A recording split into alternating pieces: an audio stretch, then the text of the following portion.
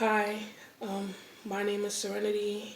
I'm 13 years old and I'm here to testify to you.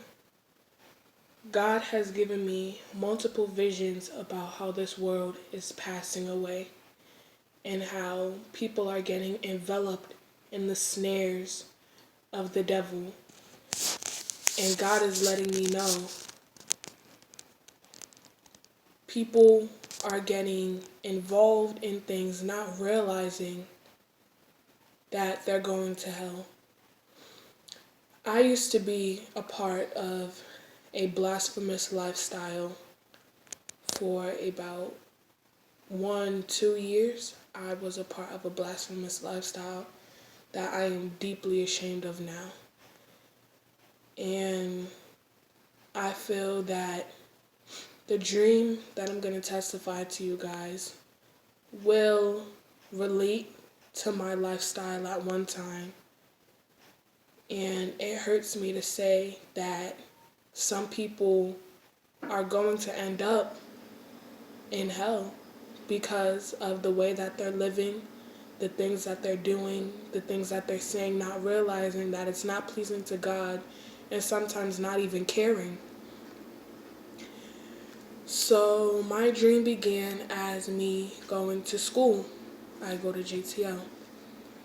I was going to school, but before I got on the bus, me and my mother had got into an argument, and she told me that she did not trust me anymore, and she probably never would, and that our trust was gone. And so, me being 13, I didn't really care. I was like, all right, you don't trust me. What am I supposed to do about that? Like, that's your issue, things like that. And I remember specifically in the dream, I had on a yellow mini skirt, and it came up like a little bit above my knees. But again, I didn't think much of it. So I'm getting onto the bus, and um, I get on the bus and I look out the window, and I look at the sky, and I notice the sky is like a crimson red, like a color like this. And I'm like, oh, it's 7 in the morning. Like, the sun is probably rising. Again, I didn't think too much of it. I'm like, oh, the sun is probably coming up. That's why the sky is red. But the sky isn't that color red in the morning. So, I get to school, and there's a lot of females that look and sound like boys and men. And I'm walking into school, I'm going up the stairwell, and these females are making like cat calls to me. Like, ooh, hey, look good, things like that. And so I wasn't necessarily a part of that lifestyle in the dream, so I didn't entertain it really. But I like looked back at the girls and smiled at them and things like that. So I get to my classroom, my math classroom, and my teacher's teaching, and then I hear on the loudspeaker, exit the building, this is not a drill, exit the building right now, immediately. And so everybody's leaving the classroom. I'm like, what? I'm really confused. And so I get out of the building and I look up, and like the sky is blue, but it seems like there's almost a cloud over my school, and it's like lightning and rain like over the school, and the lightning is like flashing and breaking into the school. And I was confused on how I didn't hear that, but yeah, the lightning was destroying the school. And so I feel someone like a shadow coming up behind me, and someone puts their hand on my shoulder. I didn't know who it was, but someone comes up behind me, puts a hand on my shoulder, and then everything is pitch black. And I'm confused. I'm like, why is everything pitch black? And I'm looking around, feeling around, the area, even though I can't see anything. I'm feeling around to see if I could find a wall or a light switch or something that I can be steady on to, you know, stable myself. So then a light comes on. It looks like as if someone like flipped on a light switch. Like it looks like someone flipped it on. And I see my mom, and she's looking at me, but it seems like as if she's looking in my direction, but she doesn't see me. So I'm like waving to her, calling out her name, like mom, mom, mom, like louder, continuously calling out to her. But again, she's looking in my direction, but it's as if she does not see me. And so I run towards the light and towards my mother. I'm running towards her, and it seems like the more I run, the farther away she gets. But when I stop, she doesn't seem far away. Like she seems about, 6 yards away when I'm standing. But it seems like she's getting farther and farther away as I'm running. So I stop running. And for about 2 minutes, I stop running. And then it's like the bottom, like whatever floor I was standing on gives away. And I fall. And I fall onto this ground. But it's not like a sidewalk concrete as you would see outside. It was like many mountains, like on the floor. And I'm like sitting up, and then I'm like looking around, and all I see is the floor covered in these sharp, mini mountainous like things. And I look down at my body and I see my skirt, and it's torn, it's ripped. And I look at my arms, and they have bruises and gashes, and it looks horrible. My arms look horrible. And I'm getting up, and the whole floor is covered with these sharp objects. So I'm getting upstairs. I mean, not upstairs. I'm walking, and I'm like walking in a way where I don't want to damage my feet in any way. So I'm walking oddly, and I trip somehow, and like I don't have on shoes, so like my feet were hurting, but it wasn't like my feet were going into the objects. So I trip and I fall onto my side, but it's not like the sharpness pierces through my body.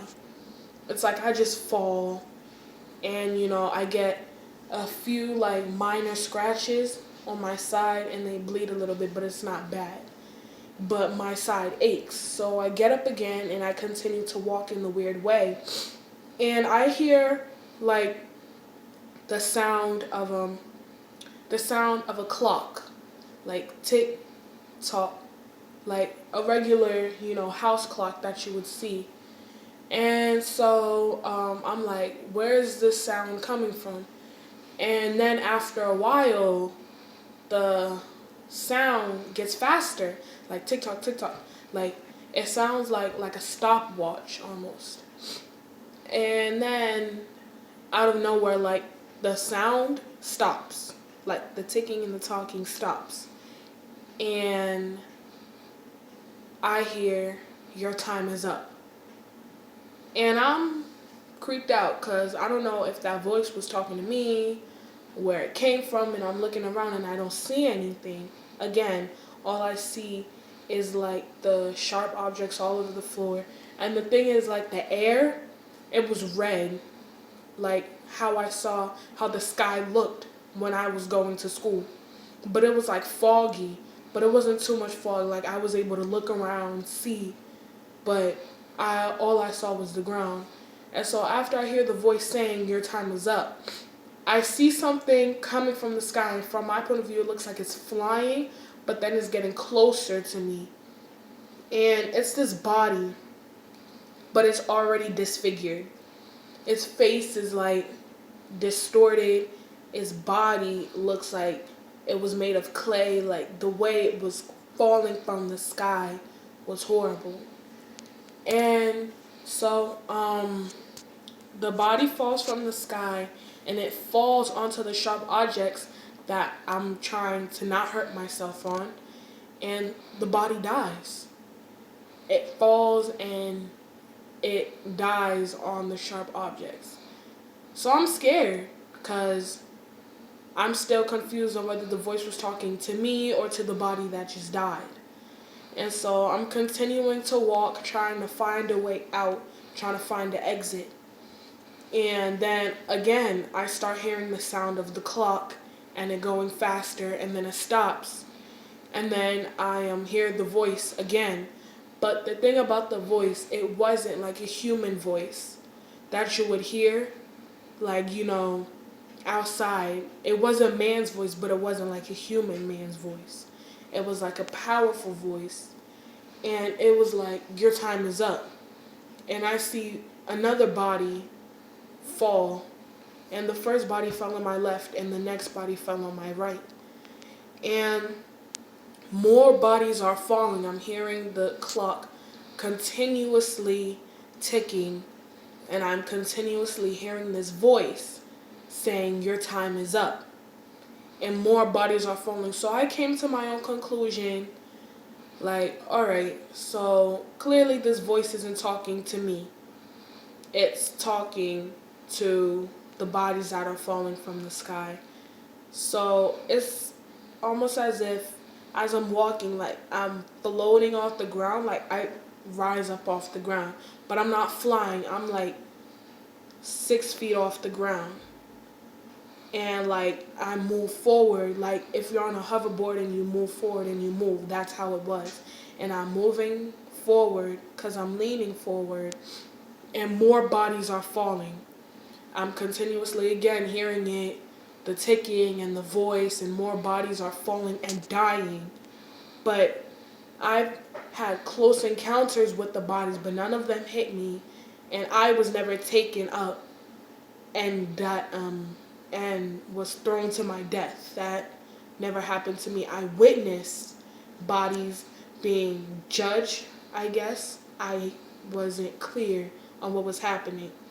But I was there to witness bodies being thrown out of the sky into this place and dying. And so I rub my eyes like this. I rub my eyes and I open my eyes and I'm back in my room. And I'm happy, but I'm confused because I was like, did I dream this? Because I'm dreaming already in real life. So I'm like, my mind was like boggled. I was so confused. And so I look down at my body and I'm wearing my onesie, my brown onesie. And I roll up the sleeves and I look at my arms and I don't see any bruises that I saw when I was in the place. That creepy place where I was seeing all the dead bodies. I didn't, see any bruises. I didn't have on my mini skirt. My legs, they look fine. And so I get up and I open my door. And I look out and it's darkness, complete darkness. And it's just like continuous darkness. Like I can't see anything. Like I can't even see a wall. And I look down and I see like fire, but it's far away.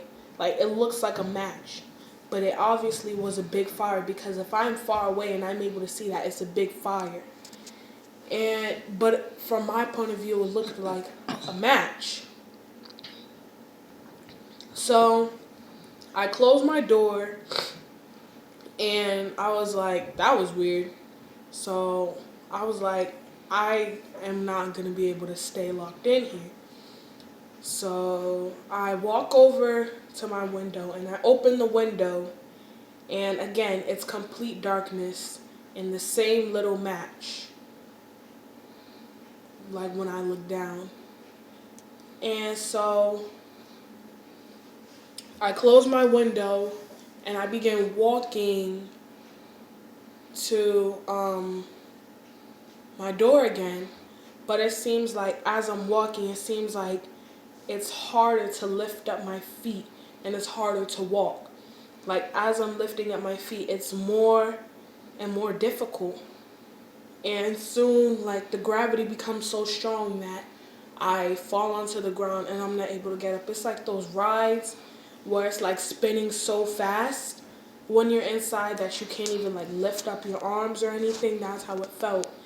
And I'm trying to move my arms or my legs or my head or some part of my body just to let me know like I'm able to move. And I feel like I'm on the floor for like hours, but then again it also feels like seconds. And then again the floor gives way underneath me and I fall directly into the fire that I saw when I was in my room. I fall directly onto it. And it's like I'm not really burning though, but I feel the heat and I feel the fire. And the thing is, when I'm in these places with first the dead bodies and the sharp floor to now the fire that I'm in, I feel like the scents and the smells are so much stronger than humans. Like a human scent, a human sight, a human feel. And the thing is, when I'm in these places, I smell horrible smells. Like it smells like somebody threw up, multiple people threw up in a corner and left it there. And again, I don't see anything. I just see like I'm in like a ring of fire. And I smell that putrid, putrid, putrid, I don't know the name. Pungent, pungent smell. And it smells like vomit and rotting, burning flesh. That's what it smells like. And I'm like, oh no, I know I'm not in hell. I know. And so I'm again in the fire and then I blink. Like I turn around and then I blink. And I'm in like an area, but it was like light blue. It was like almost a white. And I'm in the presence of God, but I didn't see his face. I just saw a huge light. Like that's all I could see. And the presence was so strong that I wasn't able to stand in it. And I had to like physically like sit down. I couldn't even like get on my knees because that felt like I was being like disrespectful.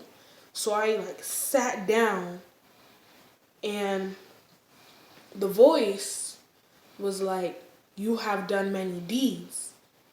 And even if I wanted to say something, I couldn't. Like, it was as if my voice was cut off. It was as if like there was a knob or a switch in my throat and somebody turned it on off or like flipped it off. Like I couldn't say anything even if I wanted to. And the voice was like, most of your deeds were unrighteous.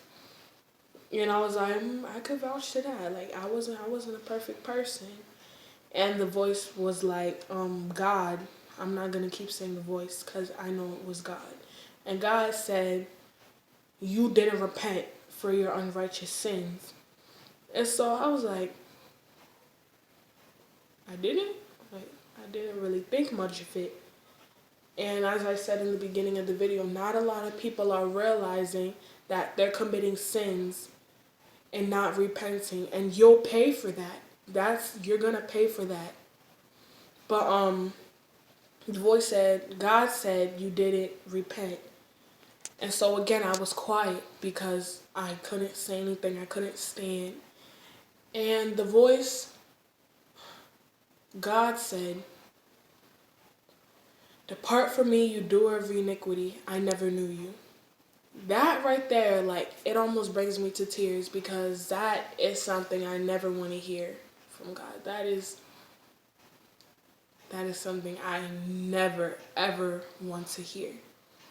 And so it was as if God blew, but it was like a strong wind, like it felt like a hurricane wind, blew me like away.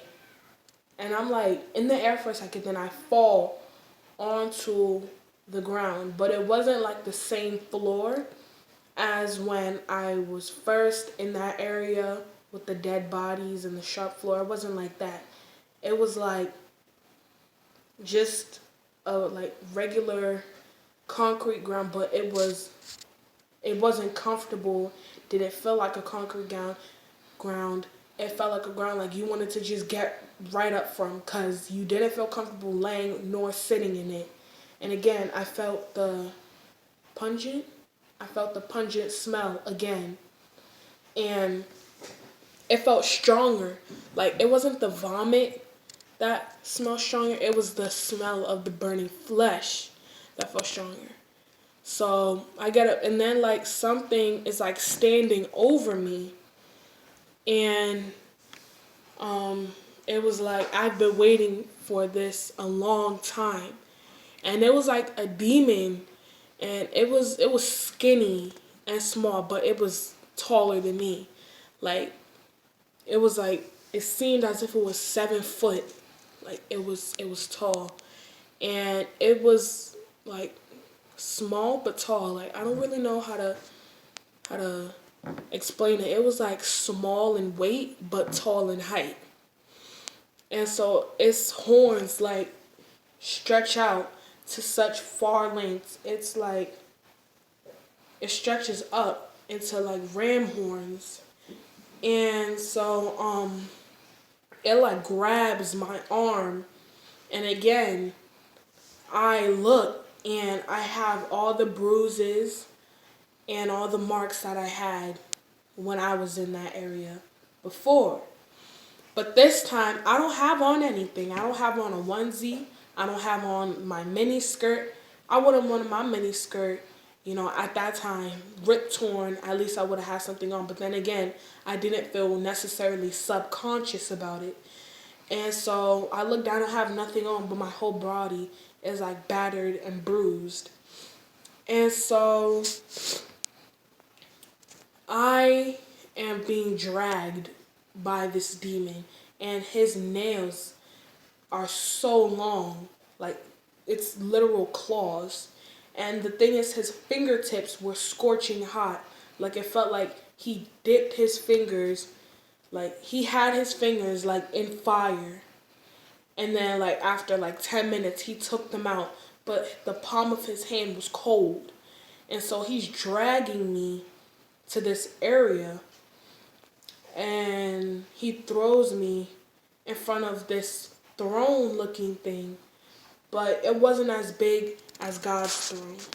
It had not anywhere near the same power nor the same size as God's throne had.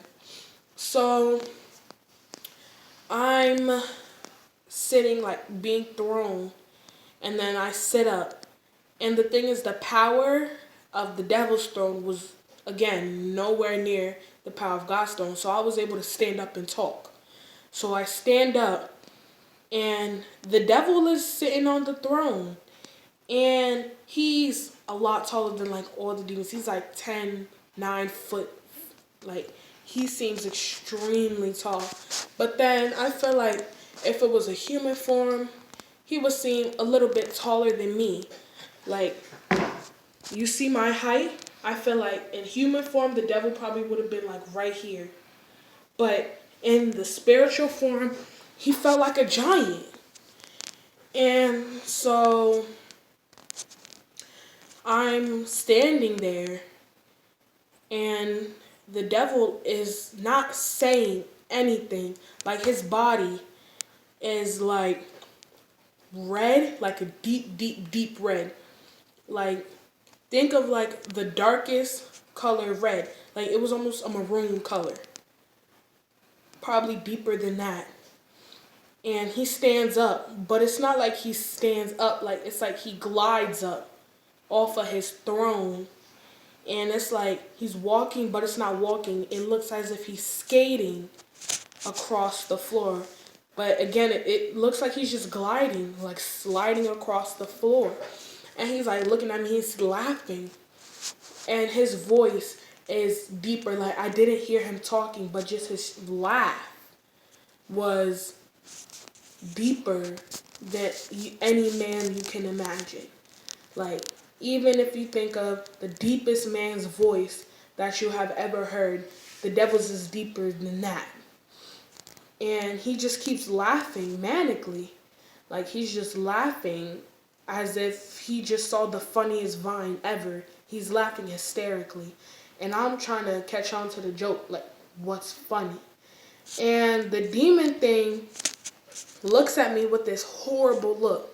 Like, he looks at me as if I was something the cat dragged in. But I look like something the cat dragged in. And so, he's looking at me, the demon, and he was like, what do you want me to do with her? And again, he gave me that look. And finally, I heard the devil speak. And his voice, like, I can't even impersonate it, obviously, because I'm a girl. But then again, like, the voice that he had was so chilling. Like, it was so scary. And he was like, she thought that she could be a Christian and she could follow God. You know what we do with the Christians? And so his voice was like, oh my goodness, it was something I never want to hear again.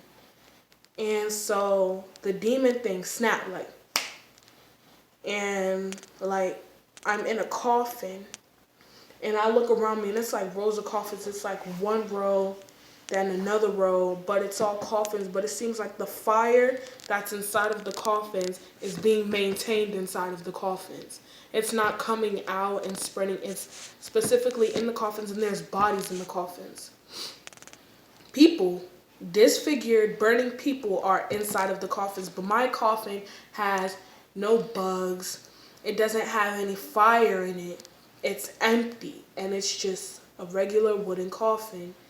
And the coffins are big, and the bugs that are coming out of the coffins are big as well. And there was worms and spiders coming out of the coffins. And it was like, they're not like the little tiny worms you see here, or it's not even like as big as a tarantula. It's bigger than that. It was like the worms and the spiders were like 3-4 feet tall, and they was like, their width was huge. And they're climbing out of the coffins, but the thing is, they're not burning. They have no burn marks. They look fine. They look like they have not been burned one time, tortured one time by the fire or by anything else. But the people are screaming, crying, yelling out, Jesus save me. I didn't know I would end up here. I just wanted to have fun one day and I died of an overdose. Or like, people are just screaming and crying, asking God to help them to get out. And their cries are being unheard because they had a chance on earth to fix themselves. And so I look over in like the 5th row of coffins, and I see, well, I hear what seemed like it would be Whitney Houston. And I look over and like I hear her talking, and I don't really hear what she's saying, and I didn't even know if it was Whitney Houston, but the way that Whitney Houston's voice is, it was kind of easy to tell. But then again, like, I didn't know. But I wasn't able to tell from her face because her face was so disfigured. It was like, I'm getting a headache. It was like her face looked like someone poured acid or like burned her face, and like shreds, and whatever was left of her face was scratched and torn, and it was horrible. And she was crying and saying something, but I didn't understand what she was saying. And so then I see 5 demons coming towards me, and 2 of them have buckets of bugs, and they're big buckets, not little small Easter bunny or Easter baskets. No, they're big buckets full of bugs, but they're not big bugs. They're like scorpions and stuff, and but they're small, like you know how you would see in real life. And so the bugs are in the bucket, and the demons are coming towards me. The two demons with the bucket of bugs are coming towards me. Then there was another two demons, and they had a bucket of fire, but the fire was being maintained inside of the bucket. Again, it was as if the fire in hell is able to be maintained. And they were inside of the buckets, and it was not going over the buckets or spreading. And the demons were like coming over to me with like these horrible like smiles. I wouldn't even call them smiles. It was like so dirty. And then the other demon had something else in his hand, but I don't remember what it was. I don't remember, but it was like something crazy. I think it was some type of symbol in his hand. And so they're coming over to me, and they're about to dump the buckets into my coffin, but then it seems like a hand reaches up and like picks me up and like drops me, and then like I drop back into my bed. And I'm like, where? I was confused on so many different levels. I was like, okay, did I just die or something? How am I back in my room? Because I was dropped into my bed back in my room. And I was confused, and I was like asking questions out loud. Even though nobody was in my room, I was still asking questions out loud, like basically talking to myself. And so I opened the door, like scared if like there was some type of darkness again that I would see. But I opened the door, and it's like my regular hallway with the bathrooms and stuff. And I like run out of the room because I'm so happy. And I'm like on my mom's bedroom door, and she was like, "What is it?" And I just opened the door. And I opened the door, and she looks at me like, "I know you did not just barge into my room." But then I just sit down on the floor in front of her and tell her everything that happened, everything that I saw. And she was like, she gave me a hug, and she was like, "You know this is a sign that you need to turn your life around. You need to get your life together." And then she gave me another hug, and then I woke up from the dream. And I feel like this dream was a symbolic message showing that even now, even after I've been delivered, I still make mistakes, but I need to stay on the right path. I cannot get sidetracked. You know, I need to keep on the armor of God, the helmet of salvation, the belt of truth, the breastplate of righteousness, the sword, which is the word of God, and the shoes of peace. The shield of faith. And the shield of faith. That's what I need to keep on. I cannot risk taking any of that stuff off. Helmet of salvation. The helmet of salvation, yes. And I cannot risk taking any of that off, because once I take one of those pieces of armor off, that's automatically my vulnerable spot. Once I put down the sword, which is the word of God, the devil's like, "Oh, she don't have no weapons to fight with," so they attack me then. Or once I take off the breastplate of righteousness, my heart is exposed, and the devil uses that as a portal to come into my heart. And once I take off the helmet of salvation, my mind, it's exposed. Once I take off the shoes of peace, arguments spark up, anger sparks up. And once I take off the belt of truth, lies begin to proceed out of my mouth. And I can't risk that. I cannot risk being vulnerable in certain areas and putting my life on the line and my eternal destiny on the line because I wanted to go have some fun with my friends, or because I wanted to try something, or because I wanted to do this, or because I wanted to see that.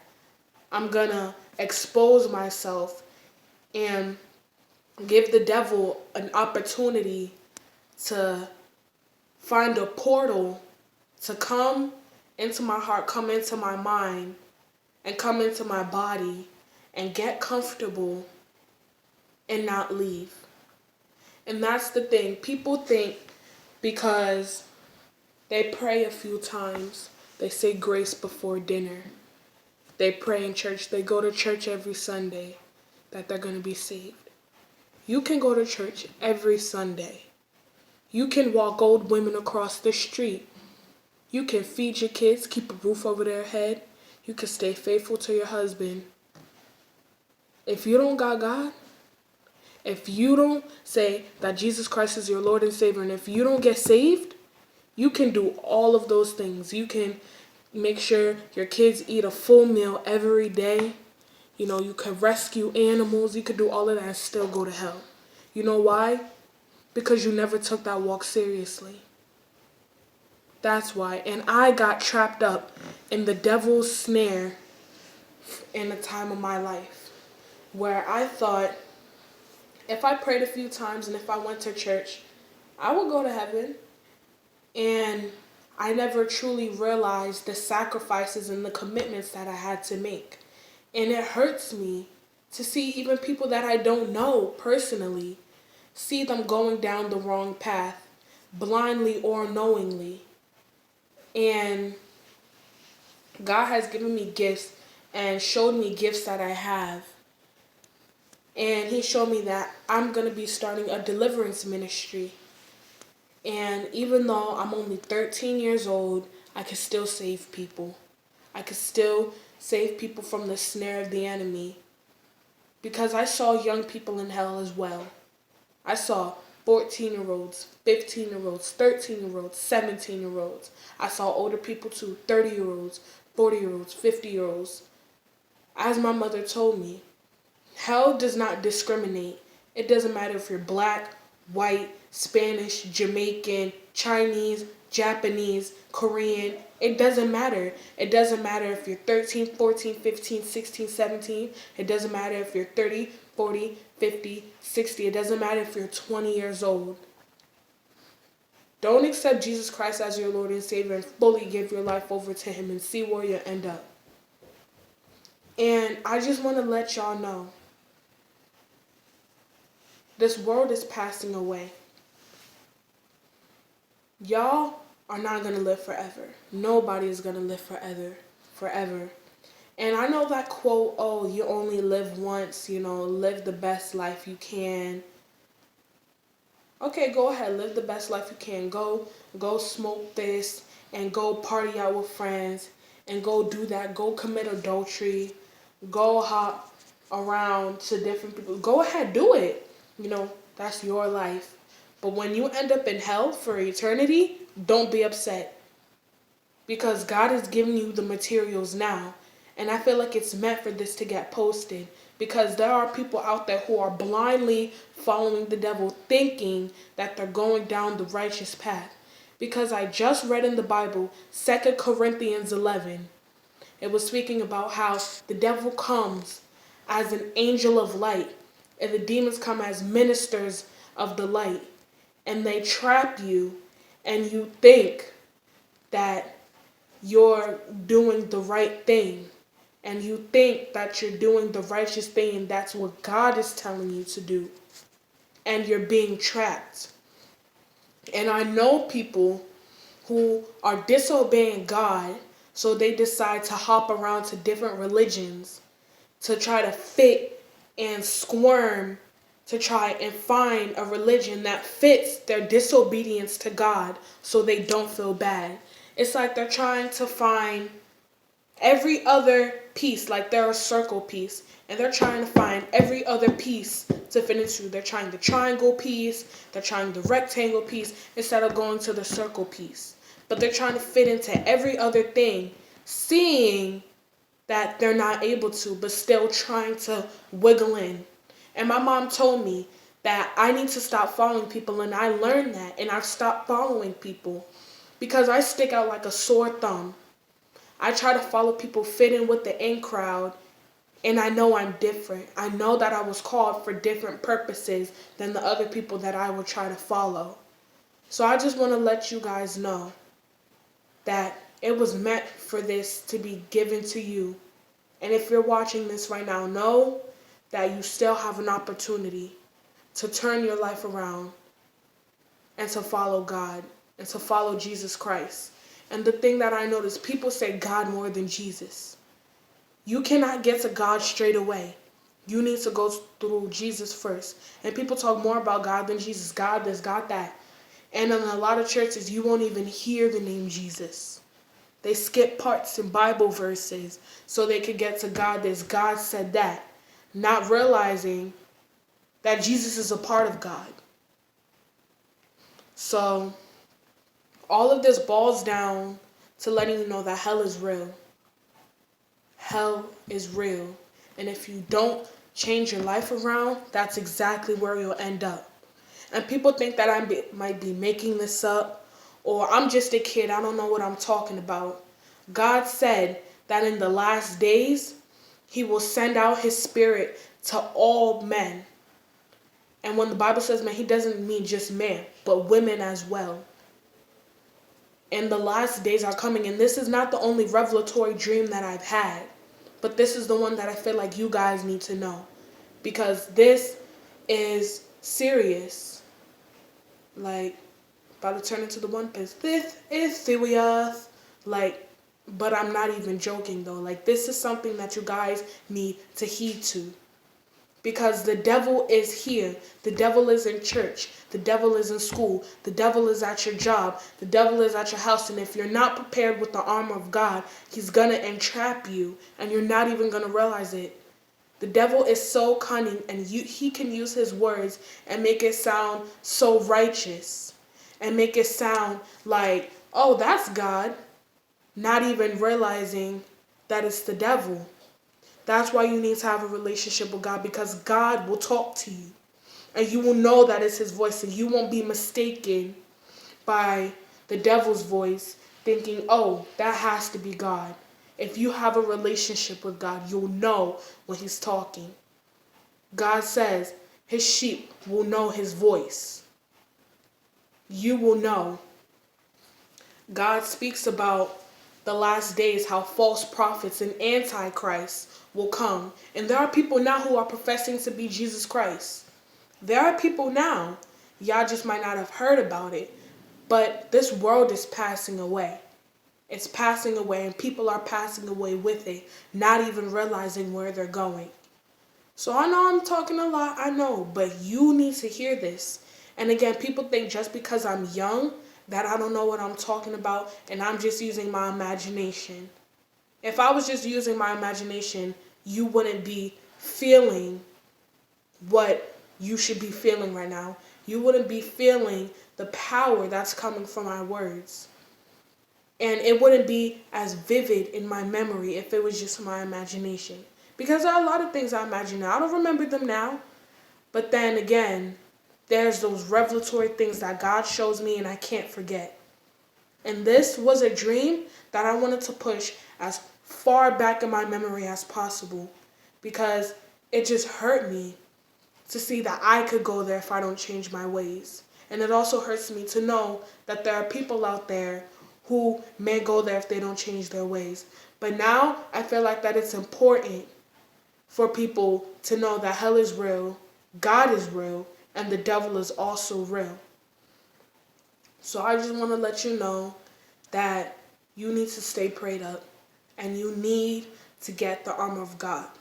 Because what God is doing, he's equipping us. No charge, no playing. He doesn't want anything from you but love. He doesn't want anything from you but your heart. And he doesn't want to trap you and snare you and do something to you and do something bad. He wants to help you. He wants to have you come with him.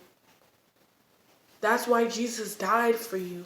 He died for you, and people may think, oh, that's all fake, and oh, there are other religions. What other religion have you heard where someone died for you? There is none. There are other religions. We study religions in school where there's Buddha, where he gave up everything, and that's why people follow him. Did he die for you? Did he go through a treacherous death so you can go to heaven and you won't go to hell? How about all those gods that the Hindus and the Indians worship and the Muslims? Did he die for you? I didn't think so. So I just want to let you know that God is real, and he's reaching out to you through me, through this video, letting you know that he wants you to come with him, but you have to willingly come with him. Thank you for watching.